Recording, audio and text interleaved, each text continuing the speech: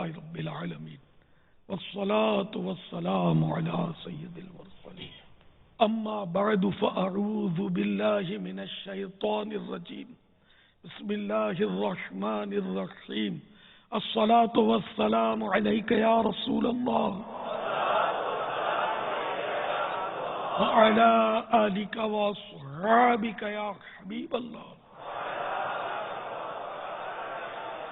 الصلاة والسلام علیک یا نبی اللہ وعلی آلک واصحابک یا نور اللہ.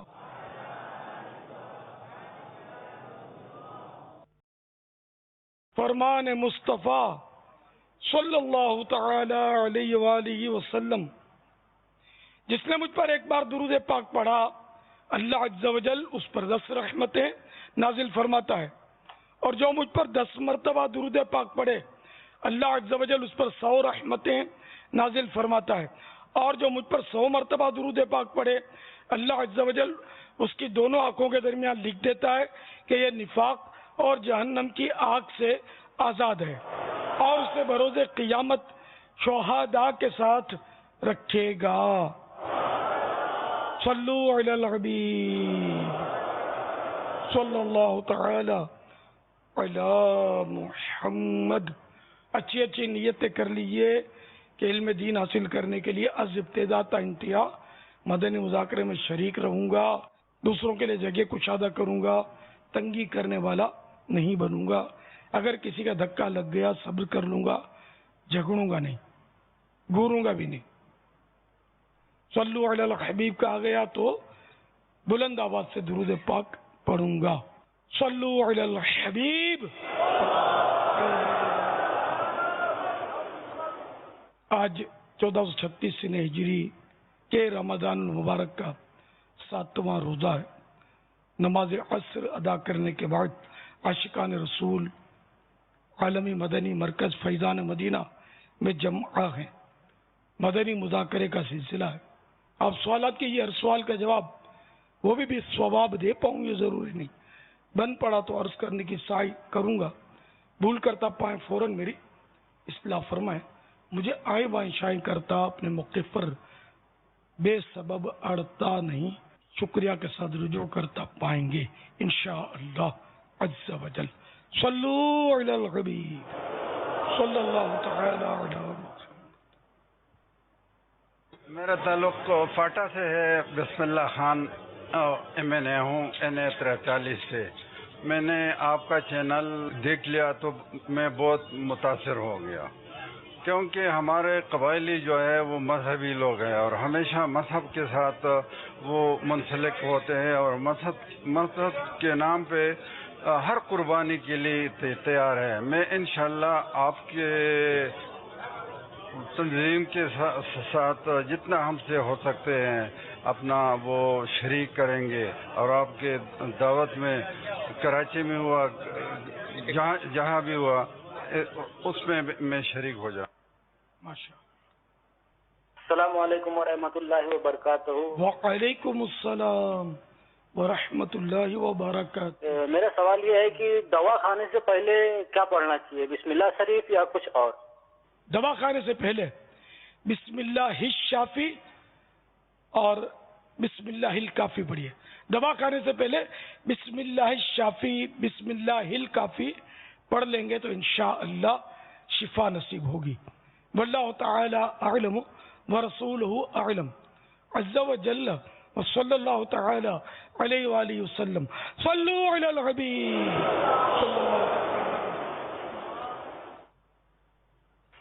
اعجاز اتاری ہند شور ولدی کابینہ MP سے عرض کر رہا ہوں باپا جان کی بارگاہ میں.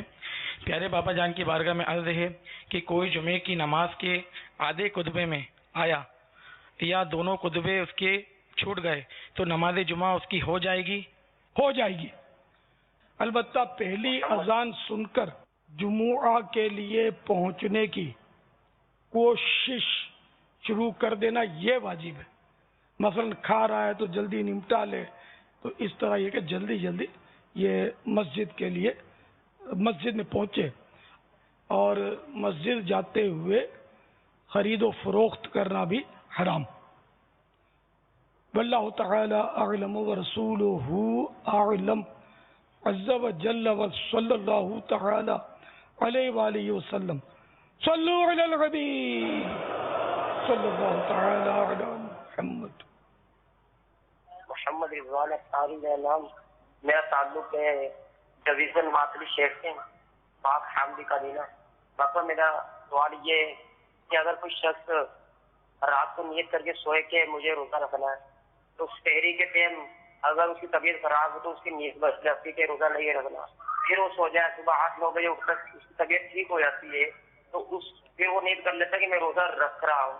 دیکھتے وہ پورا دن کھاتا پیتا نہیں ہے تو اس کا روزہ ہوگا یا نہیں؟ برائے کرم دعا ارشاد فرما دیجیے. السلام علیکم ورحمۃ اللہ. وعلیکم السلام ورحمۃ اللہ وبرکاتہ. جان بوجھ کر کھایا پیا نہ ہو تو صبح سے نیت کرے یعنی کہ میں صبح سے روزے سے ہوں. اگر جان بوجھ کر کھایا تھا یا پیا تھا تب تو روزے کی نیت نہیں ہو سکے گی. ایک اندازاً کیا ٹائم ہوتا ہے اس کا روزے کی نیت کرنے کا؟ آخری ظاہوہ کبریٰ سے ایک عام اسلام سے کیا مراد لے گا؟ بدلتا رہتا ہے وہ. بابا باب المدینہ میں 11:35 پورے سال کم از کم ظہور کبریٰ کا وقت رہتا ہے. کم از کم اور بڑھتا بھی ہے. جی بڑھتے بڑھتے بڑھتے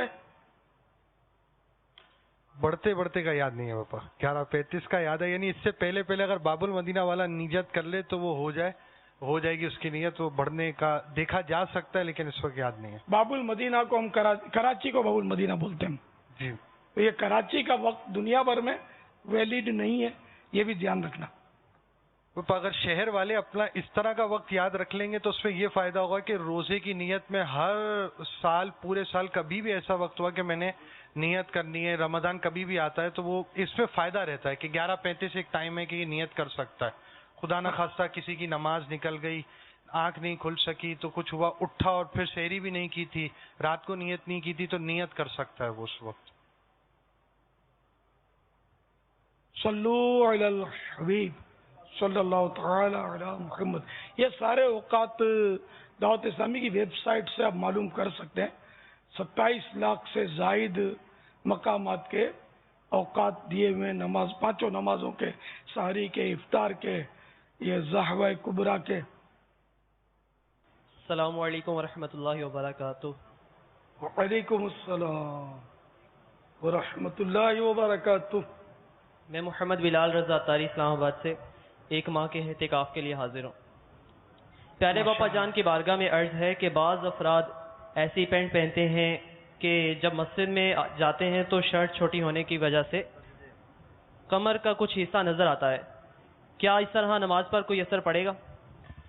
ناف کے نیچے سے لے کر گھٹنوں سمیت وہ ستر کے 9 حصے اعلیٰ حضرت نے لکھے ہیں, بہار شریعت میں بھی لکھا ہے, اور اعلیٰ حضرت رحمۃ اللہ تعالی علیہ نے ان کو فارسی شعر میں ایک ترتیب بھی بنائی ہے اس کی. تو اب ناف کے نیچے سے لے کر سورین سے پہلے کا جتنا بدن کا چاروں طرف گولائی میں جو حصہ ہے یہ پورا ایک حصہ ہے. 9 حصوں میں سے ایک حصہ ہے. تو اس پورے حصے کا چوتھائی یا اس سے زیادہ کھلا رہا تو نماز نہیں ہوگی. تو اب یہ جو اس طرح جو سجدہ کرتے ہیں تو اللہ بہتر جانے کہ چوتھا حصے بازار تو کم کھلتا ہوگا, زیادہ کم کھلتا ہوگا, لیکن یار پورا پیس کھل جاتا ہوگا. بعضو اب جیسا ہم مطلقاً بول نہیں سکتے, جس کا جیسا انداز, بعضوں کا تو کچھ زیادہ ہی کھل جاتا ہو. تو یہ کھلنا تو نہیں چاہیے. اس کا مطلب یہ نہیں چوتھائی سے کم کی نمائش کرتے رہو. نماز پڑھنے میں ان چیزوں کی نمائش ہے, استغفر اللہ. تو بہرحال یہ کہ مسئلہ وہ ہے جو میں نے عرض کیا کہ نماز ٹوٹنے کے تعلق سے, ورنہ تو ظاہر ایک ذرہ بھی کیوں نظر آئے, بلکہ اس کی حیات بھی کیوں نظر آئے, وہ بار وغیرہ بھی کیوں نظر آئے, جتنا ہو سکے بندہ چھپائے اس کو ڈھیلے ڈھالے لباس میں. اچھا یہ بتا دوں کہ اس حال میں جو نمازیں پڑھتے ہیں نا پینٹیں پہن کر یا تنگ لباسوں میں, اور ان کے جو بھی آپ میں کہنا چاہتا ہوں سمجھ گئے ہوں گے، ان حصوں کی طرف دوسرے کو نظر کرنا یہ جائز نہیں ہے. نظر نہ کرے، چاہے نظر آتا ہو یا نہ آتا ہو. اگر صرف کپڑوں میں لپٹا ہوا وہ باہر نظر آتا ہے اس کی طرف بھی نظر نہیں کریں گے، اجازت نہیں ہے. چست کپڑے ہوتے ہیں بعض ہوں گے یہ بالکل گولائی اور یہ سب یعنی کہ نقشہ ابھرا ہوا ہوتا ہے، اس کی طرف نظر کرنا یہ جائز نہیں ہے دوسروں کو. اس لیے جو سجدے میں کوئی گیا نا اس کو تو پیچھے سے دیکھنا بہت بڑا رسک ہے، دیکھا ہوا ہی نہیں. بہار شریعت جلد اول صفحہ 481 مسئلہ نمبر 26. جن اعضاء کا ستر فرض ہے، ستر منے چھپانا، یہاں جن اعضاء کا ستر فرض ہے یعنی چھپانا فرض ہے، ان میں کوئی عضو چوتھائی سے کم کھل گیا نماز ہو گئی. اور اگر چوتھائی عضو کھل گیا اور فوراً چھپا لیا جب بھی ہو گئی. اور اگر بقدر ایک رکن یعنی 3 مرتبہ سبحان اللہ کہنے کے کھلا رہا، یا جان بوجھ کر بالقصد یعنی جان بوجھ کر کھلا اگرچہ فوراً چھپا لیا، نماز جاتی رہی. مسئلہ نمبر 27. اگر نماز شروع کرتے وقت عضو کی چوتھائی کھلی ہے، اسی حالت پر اللہ اکبر کہہ لیا تو نماز منعقد ہی نہ ہوئی یعنی شروع ہی نہ ہوئی. نمبر 28. اگر چند اعضاء میں کچھ کھلا رہا کہ ہر ایک اس عضو کی چوتھائی سے کم ہے، مگر مجموعہ یعنی ٹوٹل ان کا ان کھلے ہوئے اعضاء میں جو سب سے چھوٹا ہے اس کی چوتھائی کے برابر ہے، نماز نہ ہوئی. مثلا عورت کے کان کا 9واں حصہ اور پنڈلی کا 9واں حصہ کھلا رہا تو مجموعہ دونوں کا کان کی چوتھائی کی قدر ضرور ہے، نماز جاتی رہی. اس کی تفصیل بہار شریعت میں صفحہ 481 سے چل رہی ہے. اس کا مطالعہ بہت ضروری ہے کہ ہر ایک کو اس کی ضرورت پڑتی ہے. السلام علیکم ورحمۃ اللہ وبرکاتہ. باپا جان. وعلیکم السلام ورحمۃ اللہ وبرکاتہ. ایک ماہ کے لیے قصور ہے، حضرت ابو اللہ شاہ صاحب رحمۃ اللہ تعالیٰ سے آیا ہوں. پاپا جان میرا ایک سوال ہے. میرا مکتب ہے، جب مکتب پہ صفائی وغیرہ کرتا ہوں تو وہاں سے پیسے ملتے ہیں، تو اس کے بارے میں پوچھنا چاہتا ہوں. وہ پیسے پتہ نہیں ہوتا کس کے ہیں اور اس کا حکم کیا ہے، اس کا کیا کیا جائے؟ جزاک اللہ. پیسے جو ہے نا وہیں رہنے دیے جائیں، یہ آسان ہے. جس کے ہوں گے وہ آ کر ہو سکتا ہے اٹھا لے، اور آپ پر واجب بھی نہیں کہ وہ پیسے اٹھائے. اٹھا لیے تو اب تو آزمائش بڑھ گئی نا، کہ اگر اس لیے اٹھائے کہ میں رکھ لوں گا تو یہ تو لوٹ مار ہوئی، غصب، اور یہ حرام ہے. اس طرح پیسے رکھ لینا. اور اب تو واجب ہو گیا، توبہ بھی کرے کہ اس نے بری نیت سے اٹھائے دے، اور واجب بھی ہو گیا کہ اس کے مالک کو تلاش کرے. اس لیے نہیں اٹھائے تھے بلکہ بغیر نیت ویسے ہی اٹھا لیے، تو اب بھی مستحب ہے کہ مالک کو تلاش کرے، اور اگر نہیں کرنا چاہتا تو جہاں سے اٹھائے وہیں رکھ دے. تو آفس میں تو خیر مالک ڈھونڈنا قدرے آسان ہوتا ہے عام بازاروں کے مقابلے میں، کہ وہ اسی آفس میں پوچھ لیا کہ بھئی یہ پیسے ملے کس کے ہیں. اب اگر کئی افراد مل کے کام کرتے ہیں تو پھر دشواری تو ہوتی ہے کہ جانے کس کے ہوں. بعافیت اسی میں سمجھ میں آتا ہے کہ آپ پیسوں کو ٹچ نہ کیا کریں. واللہ تعالی اعلم ورسولہ اعلم عز وجل وصلی اللہ تعالی علیہ وآلہ وسلم.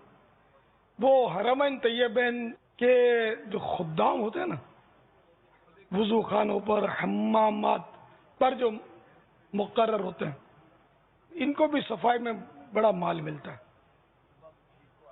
گھڑیاں ملتی ہیں، تریال ملتا ہے، اندر سے استنجا خانوں کے، اور موج لگی پڑی. حالانکہ گٹر میں سے بھی جو مال ملا نا گٹر کے اندر سے، وہ بھی لینا تھوڑی جائز ہو جائے گا.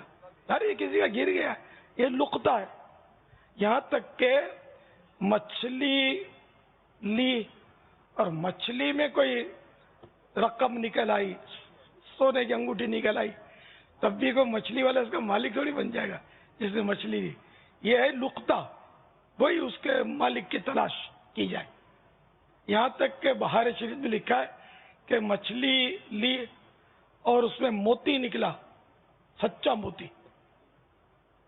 تو اب اگر وہ موتی سیپ کے اندر بند ہے تب تو مچھلی جس کی ہے یہ اسی کا ہے, اور اگر سیپ کے اندر نہیں ہے, باہر ہے تو پھر یہ لقطہ ہے, یہ کسی کا گر گیا ہوگا, مچھلی ہڑپ کر گئی ہے.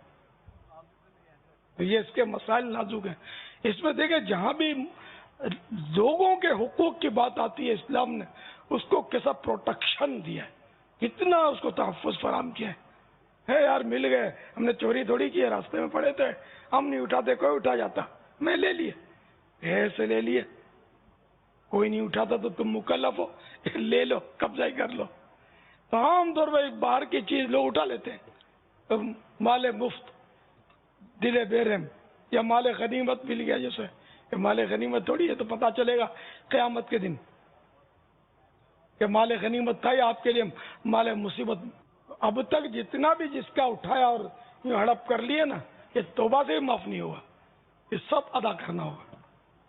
کہ آپ پتہ نہیں تھا مسئلہ, آپ خیال رکھیں گے, تب بھی یہ اس طرح کرنے سے جو شرعی اصول ہیں اس کے مطابق معاف نہیں ہوتا. یہ جتنا جتنا اٹھایا ہے سب ظن غالب کرنا ہوگا, کہاں سے, کس کا, کیوں, ہے نا.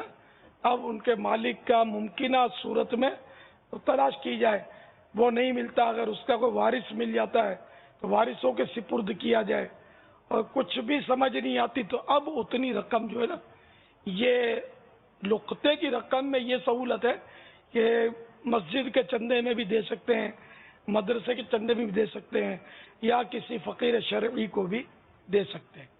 جس کی مرضی ہوئی چپل پہن گئے, کسی کا تولیہ رکھا ہے تو وہ غسل خانے میں لے گیا, وہ نہا دھو کے سارا گیلا کر کے پھر رکھ دیا. کسی کا امامہ نظر آیا تو کہا چلو امامہ پڑا ہوا ہے, فضیلت بھی ہے امامہ پہن کے نماز پڑھنے کی, تو چلو اس کا امامہ باندھ لیں. تو پاپا اس طرح کا بھی اگر کسی کا مزاج ہو تو کیا احتیاط کرنا یہ سب گناہ گار ہیں, جہنم کے حقدار ہیں. اب امامے کا ثواب کیسا, الٹا گناہ ہے. جس کا اس طرح استعمال کیا معافی بھی مانگنی پڑے گی, توبہ بھی کرنی ہوگی.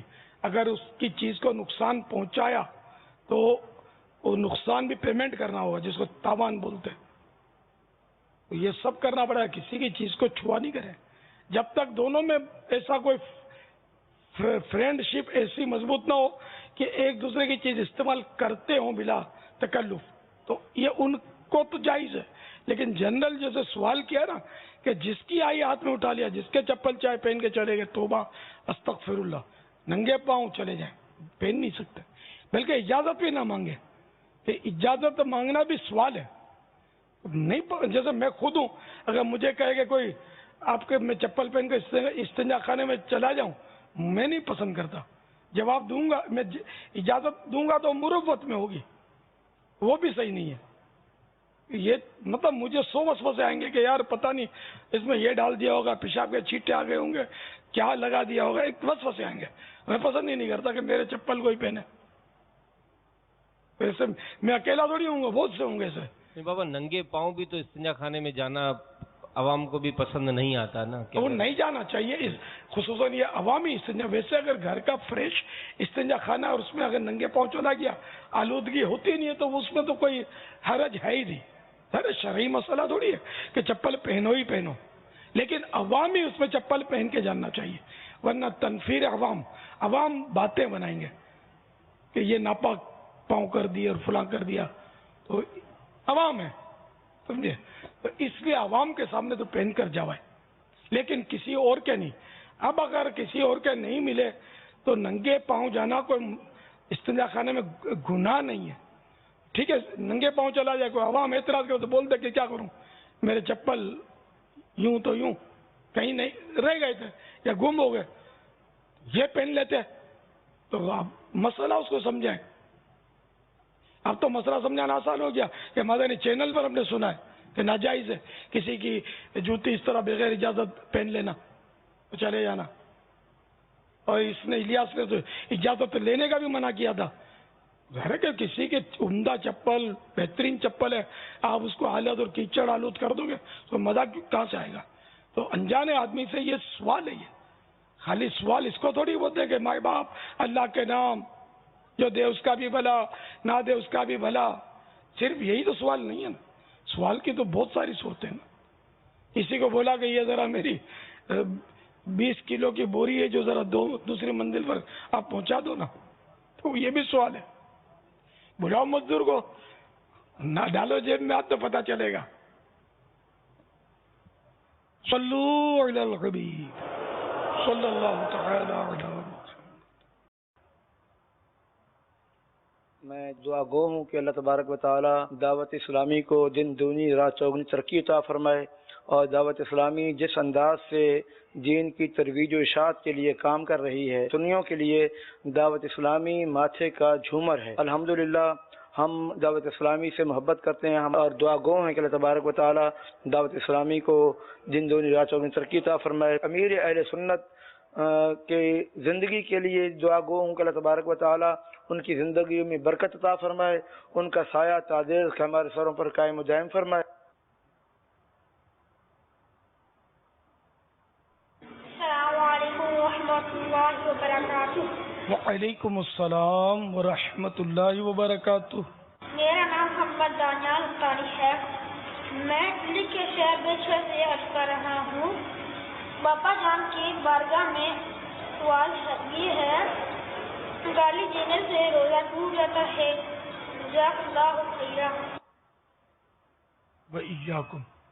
گالی دینے سے روزہ نہیں ٹوٹتا, البتہ اس طرح کے افعال گالی ہے غیبت ہے تو یہ روزے کی نورانیت چلی جاتی ہے.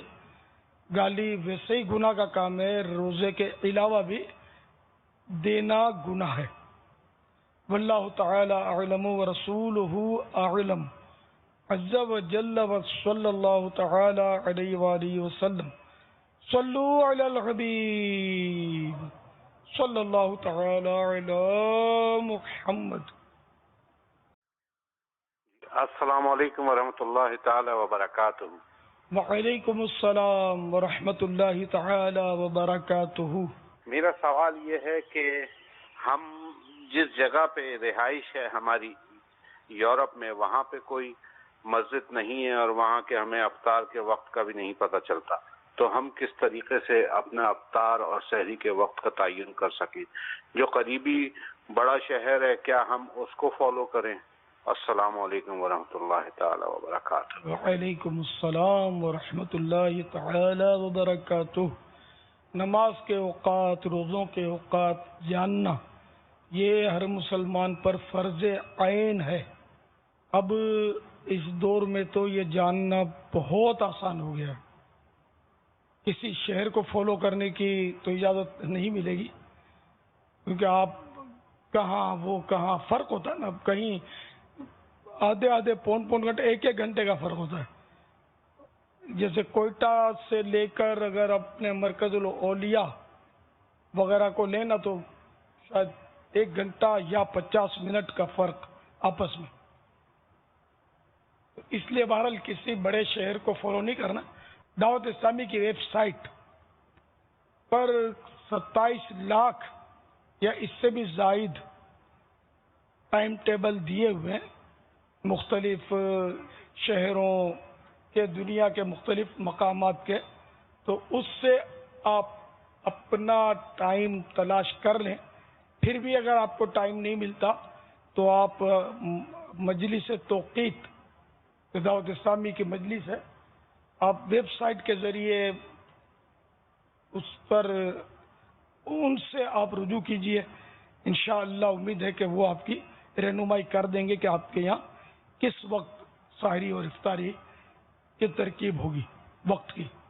واللہ تعالی اعلم ورسولہ اعلم عز وجل وصلی اللہ تعالی علیہ وآلہ وسلم. صلو علی الحبیب صلی اللہ تعالی علی محمد. میں ناگدہ جنکشن ایم پی سے بول رہا ہوں. میرا سوال یہ ہے کہ میں نے کوئی نیت کی کہ میرا یہ فلاں کام ہو جائے گا تو میں 500 روپے صدقہ کروں گا. اب میرا کام نہیں ہوا تو کیا مجھے 500 روپے صدقہ کرنا چاہیے یا نہیں؟ برائے مہربانی کر کے بتائیں. آپ نے صرف نیت کی تھی کہ فلاں کام ہو جائے تو صدقہ، تو نیت کرنے سے تو ویسے ہی کام ہو جاتا جب بھی واجب نہ ہوتا، کیونکہ وہ منت میں یہ شرط ہے کہ وہ اللہ کے لیے ہو، پھر یہ کہ کسی عبادت مقصودہ اس کی قسم سے پائی جاتی ہو، تو صدقے کی نیت تو صحیح ہو جائے گی، کیونکہ وہ منت کہ وہ زکوٰۃ اس کی صورت موجود ہے، فرض. تو اب اگر آپ نے صرف نیت کی تھی تب تو کام ہو جاتا جب بھی واجب نہ تھی، اور اگر منت مانی تھی تو کام نہیں ہوا تب بھی واجب نہیں 500 روپے آپ پر صدقہ کرنا. اور منت یہ ہوتی ہے کہ اللہ کے لیے کی جائے اور ساتھ میں اس کے الفاظ اتنی آواز سے بولے جائیں کہ اگر کوئی سننے میں رکاوٹ نہ ہو تو کان سے بندہ سن لے. مثال کے طور پر اگر آپ نے یہ کہا ہوتا کہ میرا بچہ جو بیمار ہو گیا ہے اگر وہ صحت مند ہو گیا تو اللہ کے لیے 500 روپے صدقہ کرنا مجھ پر ہے، تو ان الفاظ سے آپ پر بچے کی صحت یابی کی صورت میں 500 روپے صدقہ کرنا یہ واجب ہو جاتا. یہ آپ کو ایک مثال دی میں نے. واللہ تعالی اعلم ورسولہ اعلم عز وجل وصلی اللہ تعالی علیہ وآلہ وسلم. صلوا علی الحبیب صلی اللہ تعالی علی محمد. السلام علیکم ورحمۃ اللہ وبرکاتہ. وعلیکم السلام ورحمۃ اللہ وبرکاتہ. میں عبد الواحد الطاری فیضان مدینہ نیپال گنج سے بول رہا ہوں. پیارے باپا جان، اگر کسی گاؤں میں 2 مسجدیں ہوں، ایک مسجد میں افطاری کا وقت سے کچھ منٹ پہلے سائرن بج گیا اور کسی نے افطاری کر لی تو اس کے روزے کے بارے میں کیا حکم ہے؟ السلام علیکم ورحمۃ اللہ. وعلیکم السلام ورحمۃ اللہ وبرکاتہ. اگر ہارن سن کر یا مؤذن نے غلط فہمی میں اذان جلدی دے دی وقت سے پہلے، تو جس نے اذان پر اعتماد کر کے یا ہارن پر بھروسہ کر کے روزہ افطار کر دیا تو اس کا روزہ ٹوٹ گیا اور ایک روزہ اس کو قضا کرنا فرض ہے. اب یہ دلیل نہیں چلے گی کہ میرا کیا قصور، مؤذن کا قصور، فلاں کا قصور، تو قصور تو آپ کا ہے. اس لیے کہ ہر شخص پر فرض عین ہے کہ اس کو نمازوں روزوں کا وقت معلوم ہو. تو آپ نے معلوم کیوں نہیں رکھا؟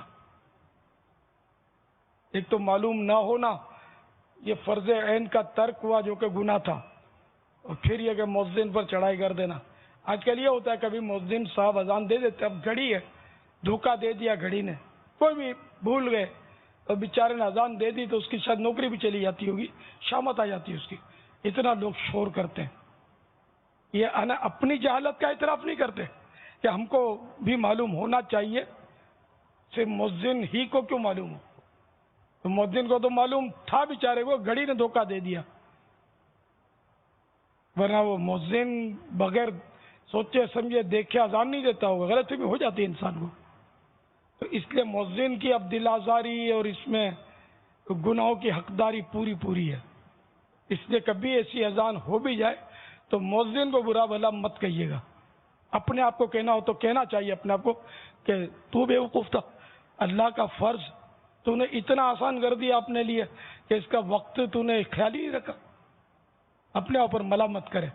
صحیح بات یہی ہے کہ اپنے اوپر ملامت کا یہ مطلب صورت بنتی ہے، نہ کہ مؤذن کو برا بھلا کہنے کی. کہ کہہ سکتے ہیں لاکھوں لوگ اس میں مبتلا ہیں بابا، چاہے ہاں کروڑوں ہیں، لاکھوں پتہ ہی نہیں ہے. مطلب کہ کیا کریں اب نہیں ہے. جو ہمارا اونچی نیچی عمارتوں کا جو ڈفرینس ہے، فرق جو ہے، اب بعض ممالک کے اندر 100 سے زیادہ منازل کی عمارتیں بنی ہوئی ہیں، تو ان کا تو ویسے ہی بعض اوقات ایک ایک 1.5 منٹ کا فرق آ جاتا ہے.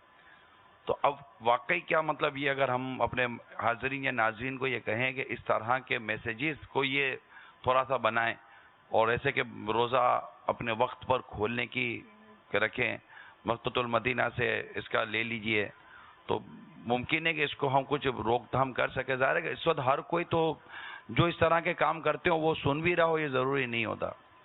تو ایسی صورتحال کے اندر جبکہ آپ کو تو برسہ برس کا اس کا بھی اندازہ ہے کہ یہ ہوتا ہے, لیکن یہ کہا جا سکتا ہے کہ دعوت اسلامی کی برکت سے اور مدنی چینل کی برکت سے ہم کہہ سکتے ہیں کہ شاید ہزاروں کو تو فرق پڑا ہوگا کہ اب یہ اذان کے بجائے وقت کے مطابق یہ اپنی ترکیب بناتے ہوں گے.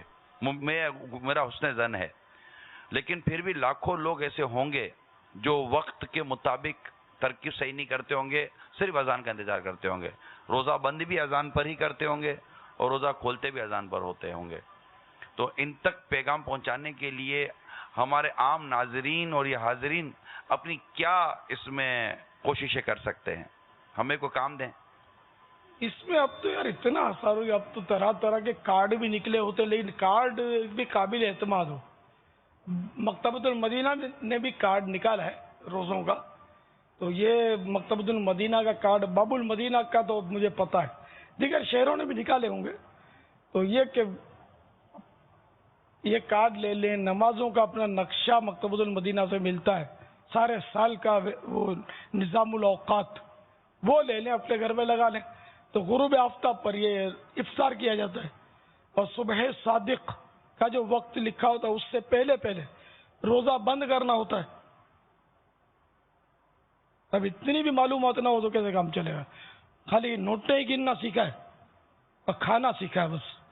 دھندا کیسے ہوتا ہے, پیسے کیسے جمع کیے جاتے ہیں, کیسے بچائے جاتے ہیں, کیسے گنے جاتے ہیں, یہ ان کو سب پتا ہوتا ہے. کہاں زیادہ نفع ہوگا, کہاں مطلب کم نفع ہوگا, کون سی پارٹی سولڈ ہے, کون سی پارٹی کھا جاتی ہے, سب ان کو پتا ہوتا ہے. اللہ کا فرض اگر رکھ بھی لیا تو جیسے کوئی کسی پر احسان کر دیا کہ یہ یوں کر کے ضائع کر دیتے ہیں, پتہ ہی نہیں چلتا. تو ظاہر ہے کہ مطلب اب مؤذن بھی بھول کرتا ہے, مؤذن خود بھی ڈرتا ہوگا کہ میں نے بھول کی تو میری کھال اتار دے گی قوم, تو یوں بھی احتیاط کرتا ہوگا. تو ہزار احتیاط کے باوجود اب بیچارے نے بھول کی, تو اب اس کو تو مطلب یوں بھی بچا لینا چاہیے. ظاہر کون یعنی کہ کون ایسا گناہگار سے گناہگار مسلمان ہوگا جو جان بوجھ کر اس لیے جلدی اذان دے تاکہ لاکھوں کے روزے برباد ہو جائیں. کوئی ایسا مسلمان سوچ بھی نہیں سکتا.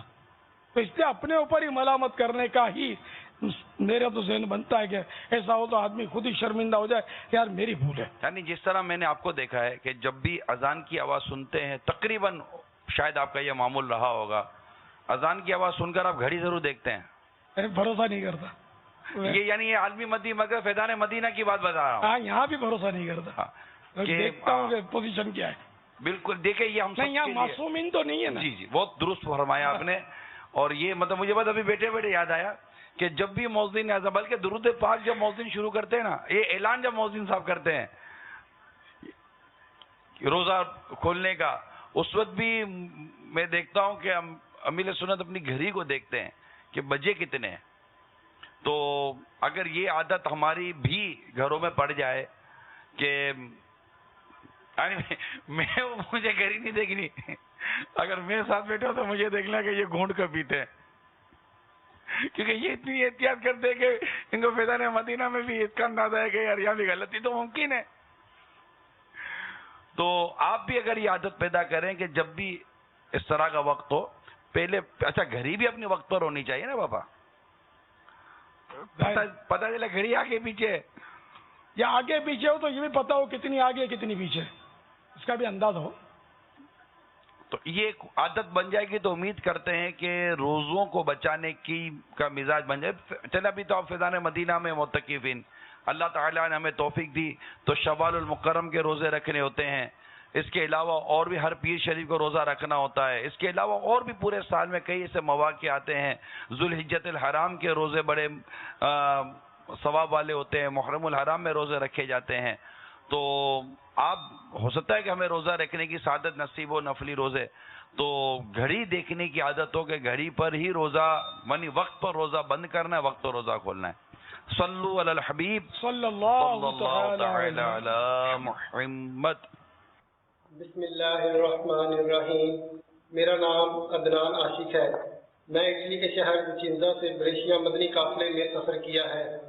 میں نے مدنی قافلے میں ستاروں کو دیکھ کر پڑھنے کی دعا، غسل کے فرائض، وضو کے فرائض اور نماز کے فرائض سیکھے ہیں. میری تمام اسلامی بھائیوں سے مدنی التجا ہے کہ وہ بھی مدنی قافلے میں سفر کریں، اور میں بھی نیت کرتا ہوں کہ آئندہ مدنی قافلے میں سفر کروں گا. ماشاءاللہ. یہ ستاروں کو دیکھ کر پڑھنے کی دعا، اس میں پہلے بھی وضاحت کی ہے میں کہ ستاروں کو دیکھ کر، صرف دیکھ کر پڑھنے کی دعا نہیں ہے، اس میں غور و فکر کرے اس کے بعد دعا پڑھنی ہے. تو اس کی فضیلت ہے کہ جتنے ستارے ہیں اتنی نیکیاں ملے. یہ نظام شریعت نامی ایک کتاب ہے، اس میں لکھا ہے. تو وہ دعا ایک قرآنی آیت پر مشتمل ہے جس میں اللہم کا اضافہ، مطلب ربنا سے غالباً شروع ہوتی ہے، تو اللہم کا اضافہ کر سکتے ہیں دعا کے طور پہ. اب وہ آیت اس کو مطلب پوری جو یہ قرآنی آیت نہ رہی، اللہم کا اضافہ ہوا نا، تو دعا ہے اللہم ربنا ما خلقت ھذا باطلا سبحانک فقنا عذاب النار. ستاروں کو دیکھ کر اس میں غور و تفکر کرے، غور و فکر کرے، اور پھر یہ دعا پڑھے. آسمان کو دیکھ کر بھی غور و فکر کر کے یہ دعا پڑھی جا سکتی ہے. احیاء العلوم جلد اول صفحہ 970 پر ہے. آسمان کی طرف دیکھتے وقت کی دعا، پارہ 4 آل عمران آیت نمبر 191 ہے. یعنی اے ہمارے رب، تو نے یہ بیکار نہ بنایا، پاکی ہے تجھے، تو ہمیں دوزخ کے عذاب سے بچا لے. یہاں غور و فکر کا نہیں لکھا ہے، لیکن میں نے غور و فکر کا بھی پڑھا ہے. وہ نظام شریعت میں شاید غور و فکر کا لکھا ہے، وہاں ستاروں کا لکھا، آسمان کا نہیں لکھا. چلو غور و فکر کیے بغیر بھی اگر پڑھیں گے تو پڑھنا تو اچھا ہی. دعا یہ اے ہمارے رب، تو نے یہ اب وہ آسمان ہوا، چاند سورج ہوئے، ستارے ہوئے، یہ بیکار نہ بنایا. تو یہاں آسمان کی طرف دیکھتے وقت کی دعا امام غزالی نے اس کو قرار دیا ہے. اور ایک دعا دوسری بھی انہوں نے لکھی ہے آسمان دیکھنے کی. تبارک الذی جعل فی السماء بروجا وجعل فیہا سراجا وقمرا منیرا. یہ سورۃ الفرقان کی آیت نمبر 61 ہے. یعنی بڑی برکت والا ہے وہ جس نے آسمان میں برج بنائے اور ان میں چراغ رکھا اور چمکتا چاند.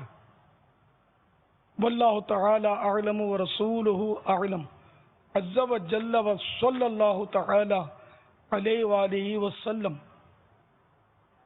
صلو علی الحبیب صلی اللہ.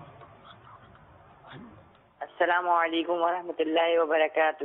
وعلیکم السلام ورحمۃ اللہ وبرکاتہ. بابا جان میرا نام عبدالرحمان ہے، میں باب المدینہ کراچی سے بات کر رہا ہوں. بابا جان آپ کی بارگاہ میں ایک سوال عرض ہے کہ لوگ رکشے کے پیچھے بچوں کی چپلیں لٹکا دیتے ہیں، یہ کرنا کیسا ہے؟ برائے مہربانی اصلاح فرمائیں. السلام علیکم ورحمۃ اللہ وبرکاتہ. السلام ورحمۃ اللہ وبرکاتہ.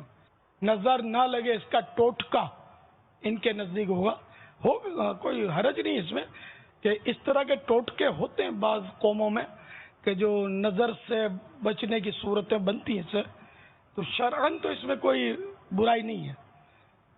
واللہ تعالی اعلم ورسولہ اعلم عز وجل وصلی اللہ تعالی علیہ وآلہ وسلم. باپا رحمت آباد، دین گاہ، زمزم نگر اور سیرانی کابینات وغیرہ یہاں سے بھی کچھ ایس ایم ایس وغیرہ موصول ہوئے ہیں کہ اجتماعی طور پر مدنی مذاکرہ دیکھنے کا سلسلہ ہے. ماشاء. السلام علیکم ورحمۃ اللہ وبرکاتہ. وعلیکم السلام ورحمۃ اللہ وبرکاتہ. میرا نام جاوید اتاری، ایم پی اندور سے. میرے ایور فریش ہے. میرا باپا جان سے یہ سوال ہے کہ رمضان میں کاروبار میں مصروفیت بڑھ جاتی ہے، اس پہ عبادت کے لیے وقت کیسا نکالا جائے، اس کے لیے مدنی پھول ارشاد فرمائیں۔ تو عبادت میں مصروفیت تو بڑھنی چاہیے نا، مسلمان کی مصروفیت عبادت میں بڑھے گی۔ روزہ رکھا تو ہر لمحہ گویا عبادت میں ہی تو گزر رہا ہے، چاہے جاگ رہا ہے چاہے سو رہا ہے۔ دنیا داری کے کام بھی بعض ایسے ہیں شعبے جن میں بڑھ جاتے ہیں،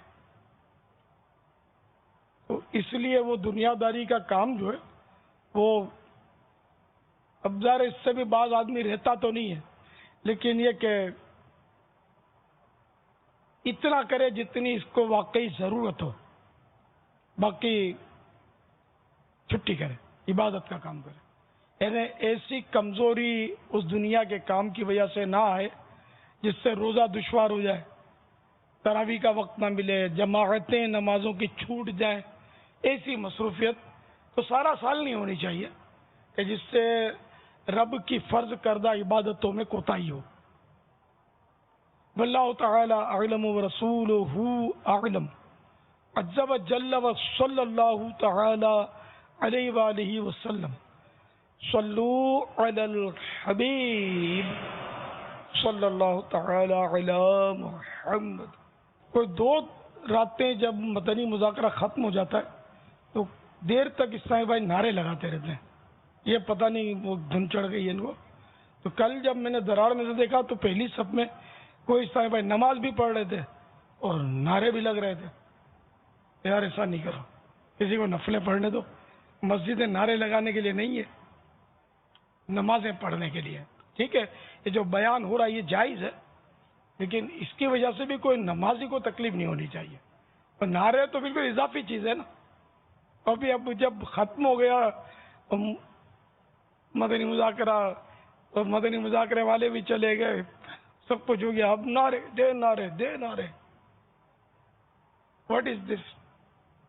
یہ کیا ہے؟ کیوں نماز نہیں پڑھنے دیتے؟ کیوں بیچاروں کو تلاوت نہیں کرنے دیتے؟ کیا بگاڑا انہوں نے آپ کا؟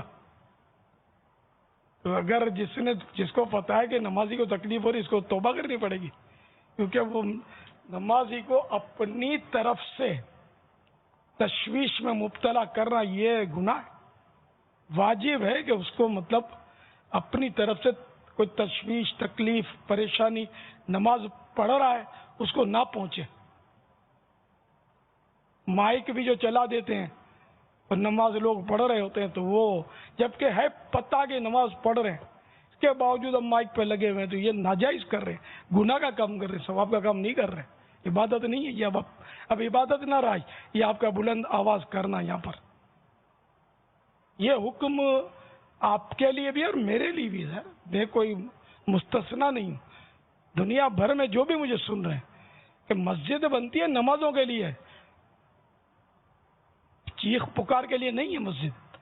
نعرہ لگانا ٹھیک ہے موقع کی مناسبت سے، جبکہ کوئی نماز نہیں پڑھ رہا، کسی تلاوت کرنے والے کو یا کسی سونے والے کو ایذا نہیں ہوتی، تو مطلب یہ ہے کہ وہ بلند آواز سے نعت شریف پڑھی یا تلاوت کی یا بیان ہوا وہ صحیح ہے، لیکن اگر لوگ نماز پڑھ رہے ہیں تو اس وقت تو بیان کی بھی اجازت نہیں ملے گی۔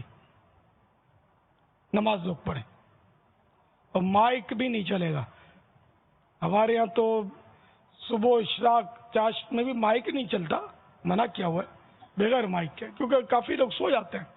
اگرچہ جدول میں یہ ہے کہ اشراق و چاشت پڑھ کے سونا ہے، لیکن سو جاتے ہیں، تو اب یہ کہ ان کو سو گئے تو اس کو سزا دینے کی بھی تو اجازت نہیں ہے نا، کہ ہم ان کے کان پر فل ساؤنڈ کھول دیں مائک، خبردار سویا ہے تو اس کی بھی اجازت نہیں ہے۔ ہم صرف ترغیب دے سکتے ہیں کہ اشراق و چاشت پڑھو، مار کے نہیں پڑھا سکتے۔ تو اس لیے مطلب وہ مائک میں تو نہیں چلانے دیتا ہوں، بار بار ان کو ٹوکتا رہتا ہوں، آواز اونچی کرنے سے بھی ٹوکتا رہتا ہوں، میرے کو بھی سجکا نہیں پڑتا، میں اندر ہوتا ہوں تو یہاں بہرحال یہ کہ یہ جو ذمہ داران ظاہر ان کی ذمہ داری بھی ہے، عرض بھی کیا ہوا ہے، تو جو اس میں کوتاہی کریں گے آخرت میں ظاہر وہ جواب دیں ہوں گے۔ ایک کی ضرورت ہے، یعنی اگر یہ الیکٹریشین تعاون نہیں کرتے تو دنیا میں کمی نہیں ہے، مطلب وہ ہوں جو خوف خدا والے ہوں، کہ اللہ کے گھر میں نمازیوں کو تکلیف دینے والے اگر ہیں تو پھر ہرو بھرو ان کو رکھنا یہ شرعن کیسا؟